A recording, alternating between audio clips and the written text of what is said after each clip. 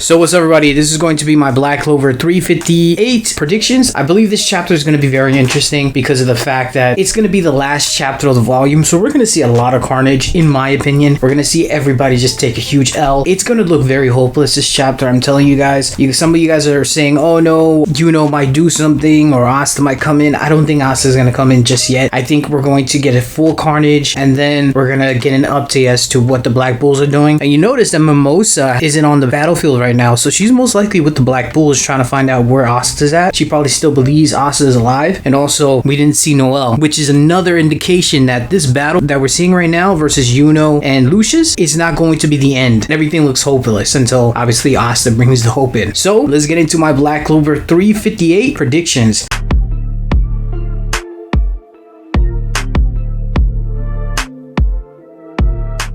First of all, if you like anime, manga reviews, discussion, spoilers, and theories, definitely hit the subscribe button. If you like the video, so we should move some false copyright strikes. So let's get this channel back to 5,000. I appreciate all the help and support you guys have given me. Last chapter basically ended with Mariona losing her arm. It's quite clear that she's a goner. It's no question that she's most likely going to be the next person to turn into a paladin. I mean, she's very powerful. I'm pretty sure Lucius would use her. He probably knows about her. So I wouldn't be surprised if Mariona does become a paladin. She probably will be possessed by another devil of the 𝚲𝚙𝚎𝚑𝚝. I think we're gonna get the remainder of the 𝚲𝚙𝚎𝚑𝚝 devils. It's gonna be the former captains but turn into paladins. So they're gonna be possessed by them but in their purified form. We're probably gonna see like 4 or 5 more paladins if I'm not mistaken. If I do my math right, correct me in the comments if I'm wrong. It's probably like 4 or 5 more paladins from different people of the 𝚲𝚙𝚎𝚑𝚝. So it's gonna be very interesting. As well, Yuno is most likely gonna have his magical spell Neverland be dissolved. We're probably gonna see Yuno lose his mana or not be able to actually hold up the magical spell Neverland, so he's probably gonna see him be more exhausted and the spell is gonna break, and then everybody that's trying to fight these angels are gonna take the L as well because of the fact that nobody can actually defeat these angels apparently with their magical powers that are currently in the battlefield unless they have that power up from Yuno. Obviously, I think probably Yami, also Jack could have done something, maybe Charlotte as well as Napoleon, Mariona, but they're all busy. Charlotte maybe might be able to defeat one angel here and there, but I don't think she's gonna be able to defeat all the angels that we saw in like 2 chapters ago. So it's going to be very tough for them as they take this huge massive L. It's going to be very difficult for them. I don't see how they can survive this without turning into paladins, because remember, Lucius's plan is to basically do a mass wipeout of the world and then reborn them as however he feels like, basically as paladins. And we kind of get an idea that after this battle, Lucius reborns a lot of people and they're going to stay alive. That's just my opinion. So I do see Yuno and everybody that Yuno has helped out